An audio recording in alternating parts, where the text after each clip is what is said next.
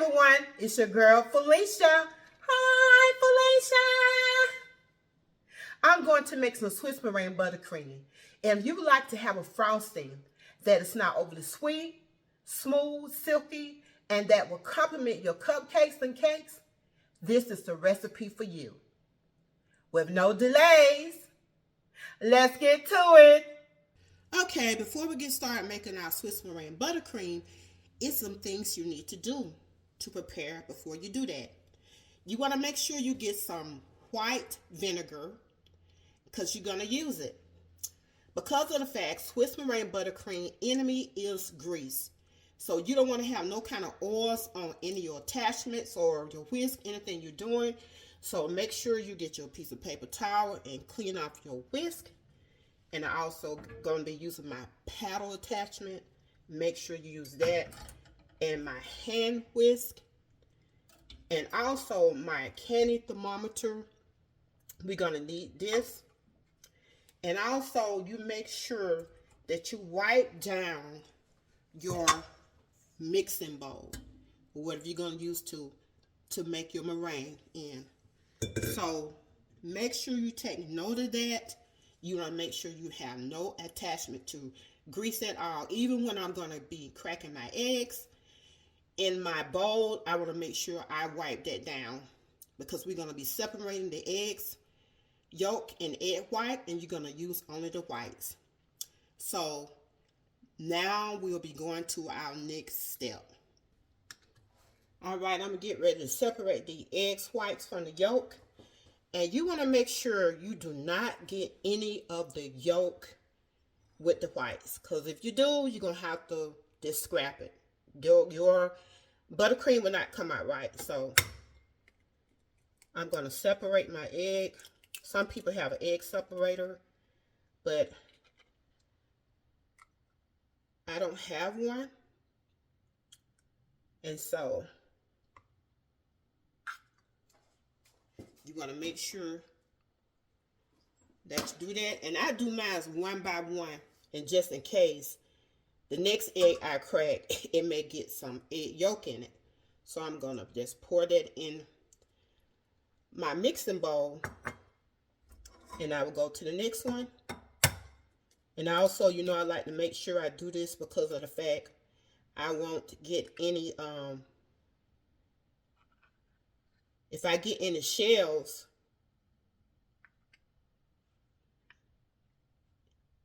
in it, and I could easily get it out.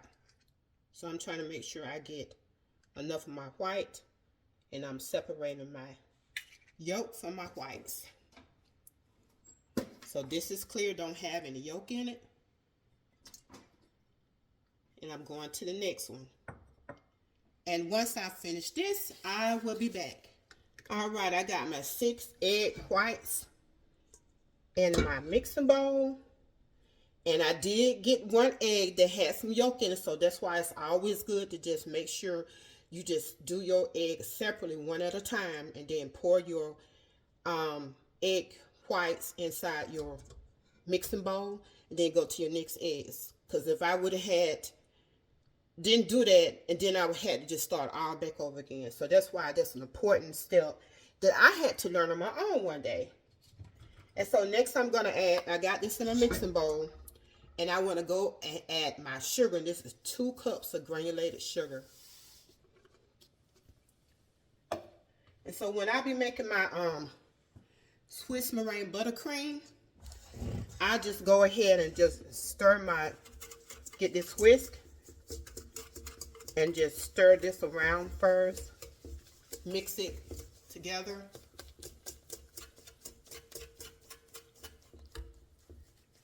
And you want to just whisk this until it's combined. And make sure you don't do it so wildly, you know. I just say wildly. But make sure you don't get the sugar and stuff and the eggs all around the top of here, because it's going to play an important key just to keep it, not let it spread all over your mixing bowl. Because when you get ready to start putting the heat on it, and you don't want to have that because you don't want to make sure you have no grains of sugar, because if you do, it's going to be in your buttercream and it's going to be grainy. Because you want to make sure all that sugar is dissolved. So this is mixed pretty good. And I'm going to move my pot over here.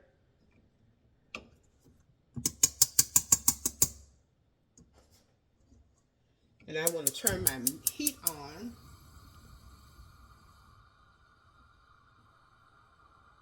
Make sure you got like just enough water in your pot, whatever you're going to use. And make sure your water does not touch the bottom of your mixing bowl. So I already just make sure it don't touch. And you want to let that simmer, that water simmer on it. I'm going to put this right here for a minute. And I'm going to get my candy thermometer. And you want to get it to like 160 Fahrenheit. And you want to make sure that the sugar is dissolved. You want to get to 160 degrees because of the eggs. You want to make sure you be safe. And so I'm going to slide my candy thermometer on here. And I'm going to tilt it so that way I can see it. And then also be able to whisk in it. So I'm going to have this on like a medium high. And I'll be whisking this. You want to whisk.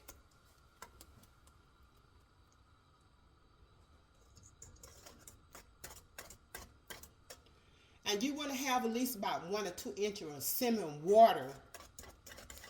And you want to make sure you're going to be stirring this constantly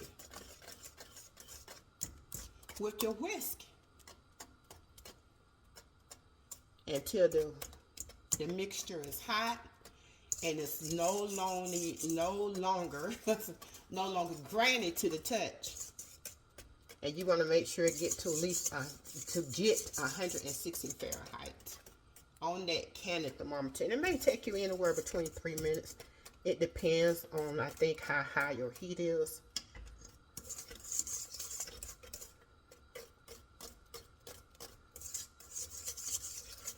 And I promise you, this is one of the best frostings you can make. And it will hold pretty well when you got those warm or hot temperatures. And it's not hard to do. You just want to make sure you wipe yourself down with vinegar. And you want to make sure that you don't get any yolks in your whites. And to make sure your frosting is not grainy. Just like, you know how this is on the side. You want to make sure all that is gone. So I'm just going to be whisking this. And you want to do it until it's 160 degrees and no graining. Because it can get to 160 degrees Fahrenheit, but your sugar is still grainy. So I will show you how I tackle that.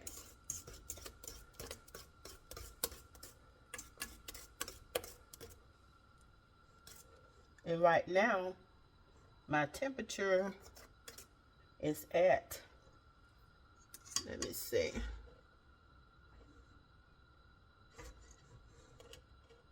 It's not even at 100 degrees yet. So I'm gonna just continue to stir this. And when it get close to 106 degrees, I will be back. Okay, my egg whites made it to 160 degrees. And I'm gonna turn this off. But I'm gonna still keep whisking it, so I can make sure that this sugar, grainy sugar, is off the side of it. And you can touch it with your finger to see if all the the graininess is gone. Because you want to make sure it's that. Because if you don't, your buttercream is going to have like grains of sugar in it. And if you don't want a grainy buttercream. And I just turned that off. But I want to make sure I get all the sides to where my eggs was at and the sugar. Make sure I get this bowl, the sides of it pretty good. So I'm just going to take this egg, because this is where your you're going to keep it in it. So I'm going to get the sides of it and just rub a little bit on the sides. If it's like grainy still, just continue to do this. And when you don't feel that graininess anymore, then you can stop.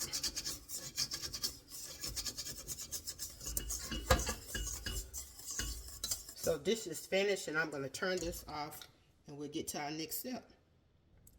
Okay, I placed my mixing bowl back on my mixer, and I'm going to get ready to whip this meringue up. And so you want to make sure that you use your whisk attachment. Make sure it wiped down with vinegar, as I said before you do this. And we're going to let this whisk anywhere between 5 to 10 minutes, but you want to whisk it, the meringue, until it's stiff and cool. So I'm going to start this up. And you want to go to medium high.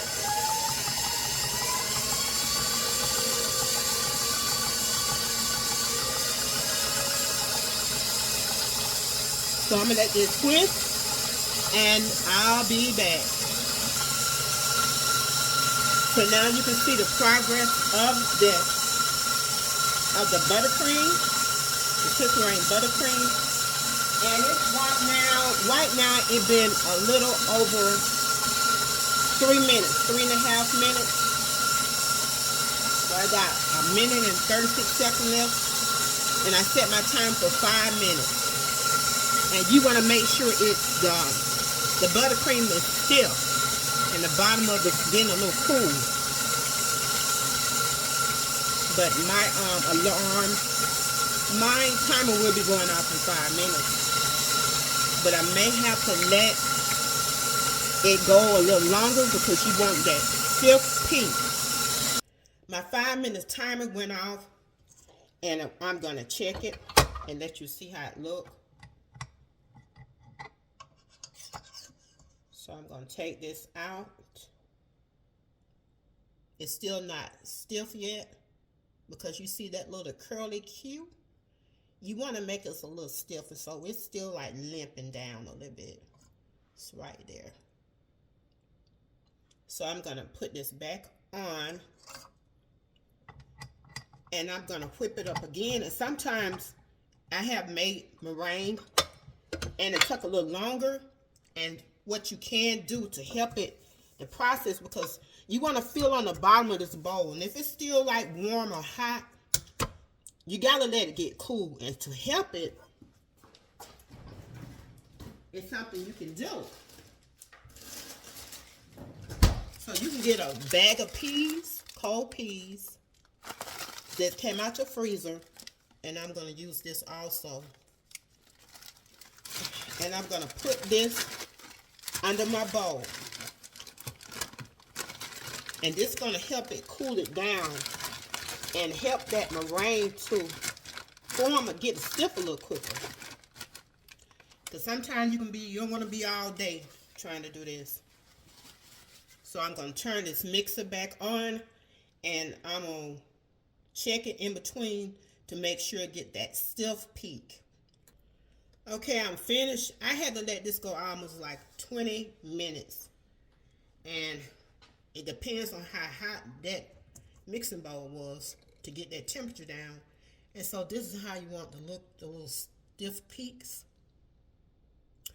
And I'm going to take my frosting off, the meringue off of this, and I'm going to switch over to the paddle attachment. It's up to you, but it's best because we're gonna get ready to put this butter in there. So now I'm gonna get ready to switch this out and be back. Okay, now I got my paddle attachment on, and we're gonna get ready to add this butter. But it's gonna be like 2 cups, which that's 4 sticks of unsalted butter. You want it softened but still firm, and you want to just like section it off by like it's 8 tablespoons of 1 stick, and go ahead on and cut them up like each tablespoon, and you want to do it slowly, and so you want to make sure you just turn the mixer on, and we're going to do 1 tablespoon of butter at a time, and you want this to mix until where you don't really see that butter anymore. You want to make sure your butter is not room temperature. You do not want room temperature butter. You want it sort of cool, but not overly soft, but just a little. If it is too soft, put it back in the fridge and let that butter cool down. You do not want it warm. You don't want it room temperature. You still want it just a little, I just say a little slightly cool, but soft. So I'm going to add this one at a time. So I'm going to keep doing this until I got like 2 sticks, well, all 4 sticks in there. Some people may want too much butter in it, and they just add 3 sticks, or you can add 4 sticks, and I will be adding 4. Okay, my buttercream is ready. That's how it look. But I want to add some little vanilla flavor to it. You can, this is time right now to just, you can just add any of your flavoring.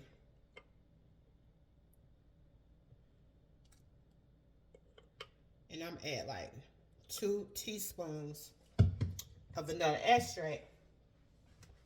Whatever kind of flavor you want to add, and I'm going to turn this back on. Let it cook.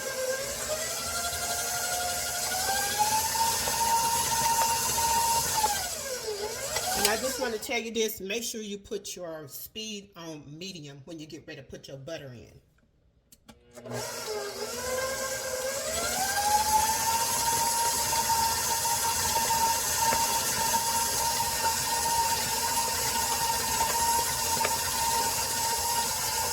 Okay, let that whip some, and I'm going to get the sides of the bowl, scrape that down.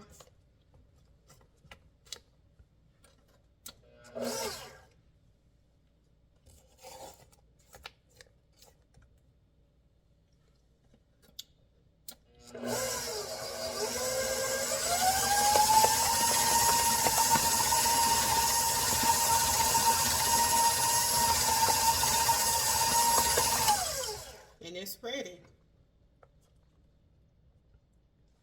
And you can add any coloring to it. If you want to color your buttercream different colors, add the food gel, and it's real good, you know. And so I have colored my Swiss meringue buttercream, and it is ready. Okay, I'm gonna do a closer look on this buttercream.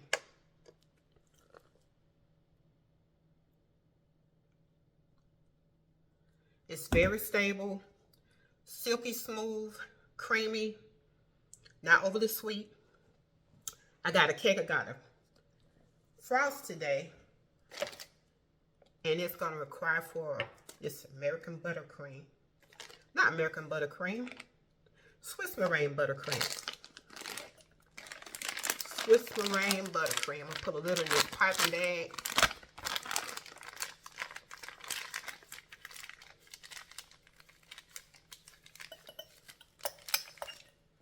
Just let you know, see how smooth it is.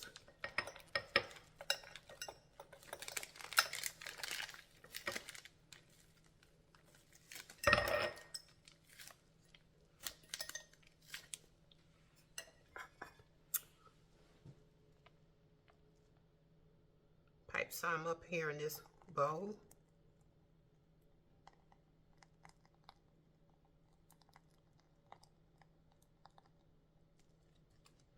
Don't want to use it all up.